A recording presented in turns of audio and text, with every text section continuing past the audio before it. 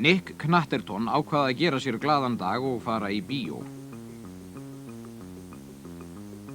Nick fannst reyndar lítið til myndarinnar koma sem þó var sögð æsi spennandi og taugaæsandi.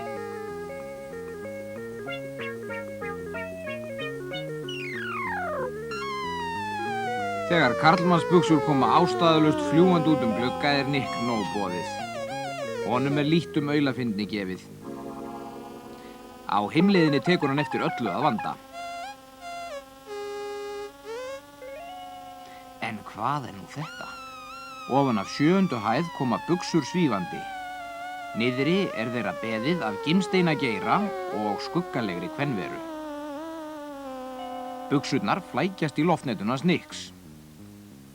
Geira bregður við að sjá Nick handleika buxurnar. Þær úr verslun Moritz Max sem einnig þekktur sem Buxnamax. Við buxurnar hangir lykill í platínukeðju. Nick mælir eftir auganu af mikilli nákvæmni. Leggir 71,5, mitti 94,8, kloflengd 58,7. Hvers vegna Geira að sveifla konjaksflösku? Þess vegna. Þetta gerðist svo hratt að við verðum að sjá það aftur. Nick, grunnlaus með öllu, fékk á sig bílhurð, konjaksflösku í hausinn og burt voru buxurnar. Greinilega 3 stjörnu konjak. Stuttu seinna ber að verði lagana.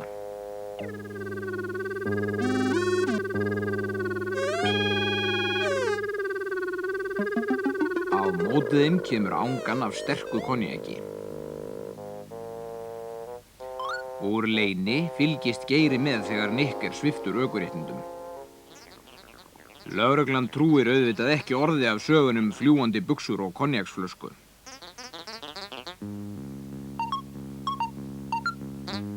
Lögreglan hefur aldrei heyrt svo skondna afsökun. Gimsteina Geiri horfinn á braut og hvert hleypur Nick? Í næsta símaklefa til að hringja til Buxnamax. Það vantar einmitt blaðsíðuna Mark til Max. Nick ætlar að spyrja Max hver eigi buxurnar því að einmitt í þessu verið að nota þær til að fremja innbrot.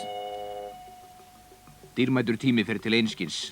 Þar til Nick finnur loks óskemmdan símaklefa.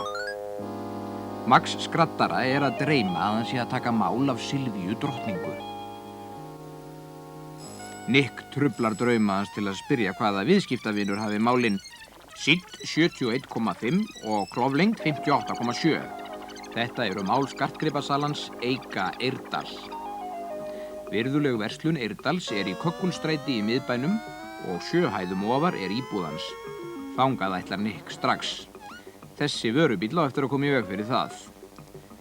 Með ofurkrafti opnar Nick dyrnar. Bílstjórinn verður þess var og setur í bakkir. Nick gefst ekki upp. En það gerir símaklefinn. Bílstjórinn gefur í botnafræðslu.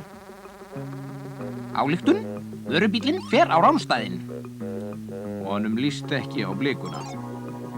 Eirdal liggur eflaust uppi berrasaður meðan buxurnar hanga í lyklinum í skránni á peningaskápnum sem verið að brjótast inn í. Hvað? Geiri? En hver var kvensan við stýrið? Nick ímyndar sér hana án hats og glerauga. Virginia Peng, fyrrverandi eigandi bófabarsins þar sem Nick var áður aufúsugestur og kom að henni óvörum í gufubaði. Já, við skulum ekki gleyma okkur. Nick rennir rannsakandi augum upp húsvegginn. Þarna íbúð Eirdals, þaðan sem buxurnar með lyklinum komu fljúgandi út glugga. Við hliðina á Eirdal verið að byggja. Vinnupallurinn kemur sér vel til að komast upp.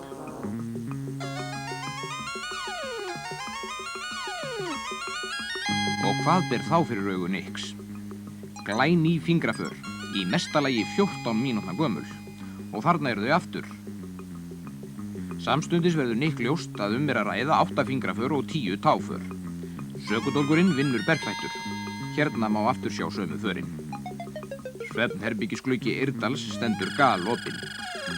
Nick sér nokkuð sem kemur honum í bobba og fær hann jafnvel til að efast skynsemi sína. Hann trúir ekki sínum eigin augum. Buxurnar liggja á stólnum eins og ekkert hafi í skorist og Eirdal sefur vært.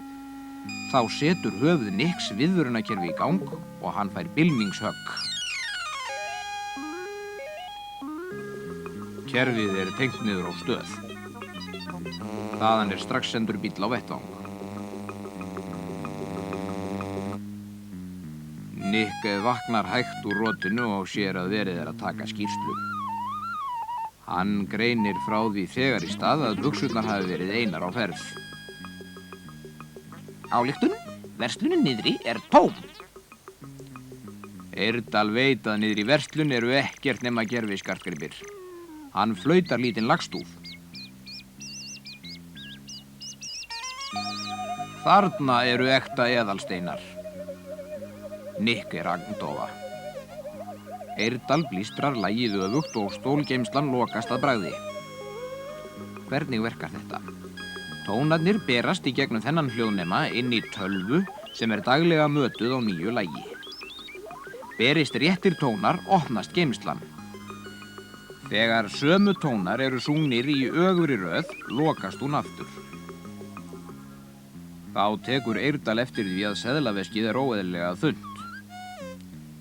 60.000 krónur eru horfnar, en myndirnar eru enn á sínum stað. Nick sá þær aðeins í svip, en hann man hvert smáatriði. Þetta voru myndir úr nektarnýlendufríi. Nick ályktar: þetta er greinilega baksvipurinn á Virginíu Peng. Og þetta er Mieze, eigandi barsins hjá Mieze. Og þennan fæðingarblett hefur Nick séð áður. Á eiga Eirdal rétt í þessu.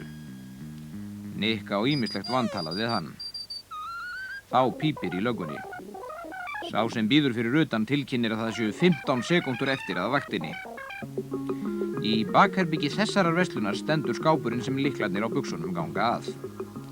Nick dró Eirdal fram úr rúminu til að segja frá innbrotinu.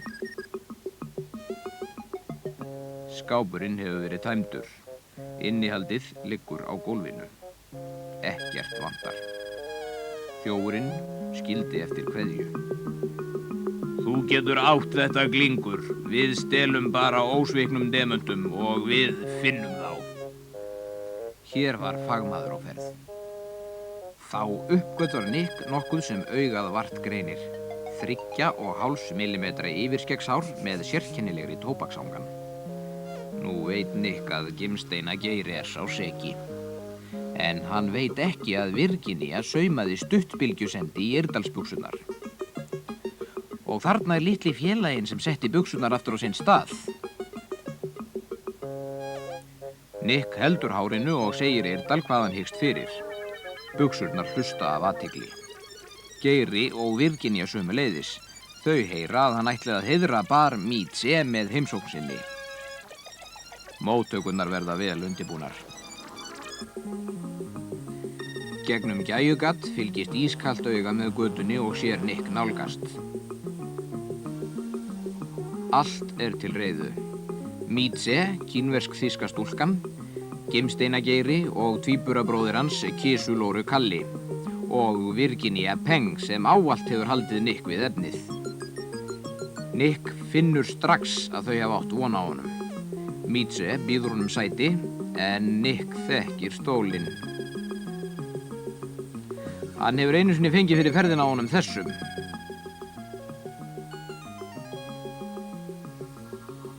Hann sest hjá Virginíu sem fer að kvarta undan því að borðið vaggi.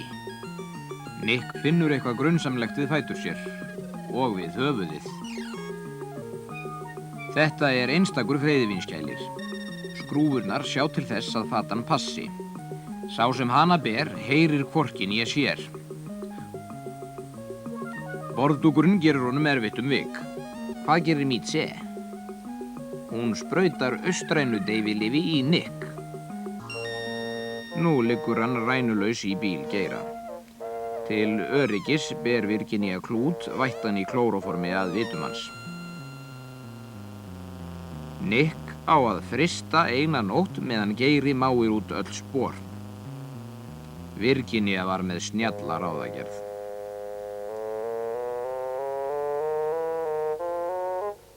Næturvörðin á Grand Hótelinu dreymir að olíufursti gefa honum 1 milljón í þjórfé.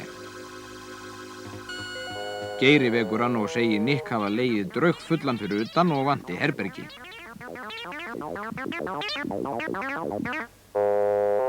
Eins og sjá má Nick algjörlega meðvitundarlaus. Næturvörðurinn mikill aðdáandi Nicks og lætur hann hafa herbergi með númeri með þversumunni 7, því að það happatala Nicks. Virginia fer með Nick upp í herbergi 52.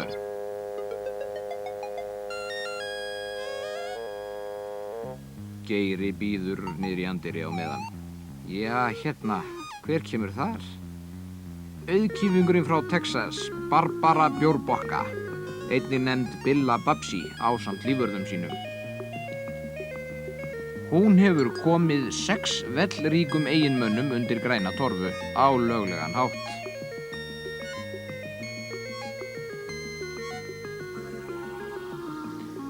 Vörðurinn lætur hann að fá lykil númer 51 og Geiri glennir upp glyrnurnar. Hann mænir á demanta Barbaru.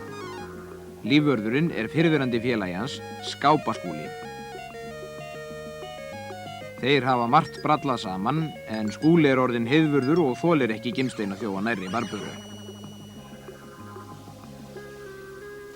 Í herbergi númer 52 reynir Virginia að koma svefndrukknum spæjara til við sig.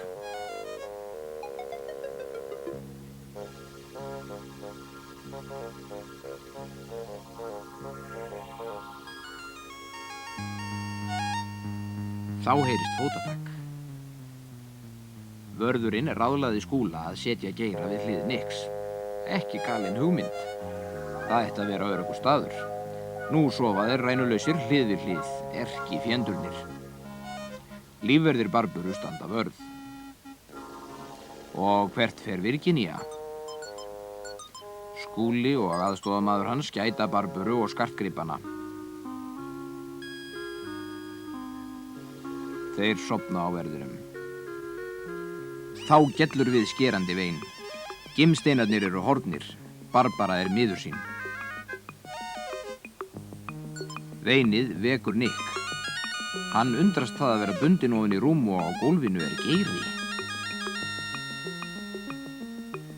Skúli horfir hissa á snirtilegt gat á rúðinni. Nick ályktar hvað gerst hefur. Lífverðirnir reyna að gera verðinum viðvart en komast ekki að fyrir hræddum hótelgestum sem tilkynna hvarf á peningum og skartgripum.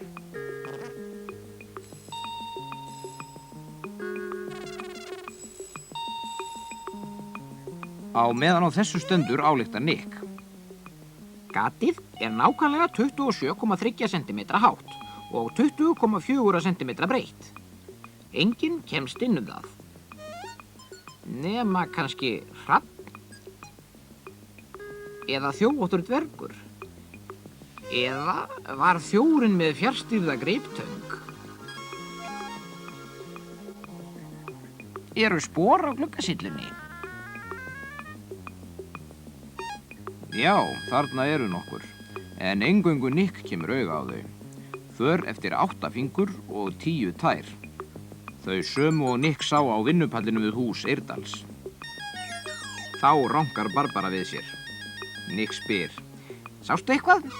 Já, svona langa róu. Nick kveikir á perunni. Félagi Geira api. Eftirleikurinn auðveldur. Mídse og Virginia sitja við morgunverðarborðið ásamt apanum. Þá sagt. Upp með hendur, hvar eru demantarnir? Þarna eru þeir.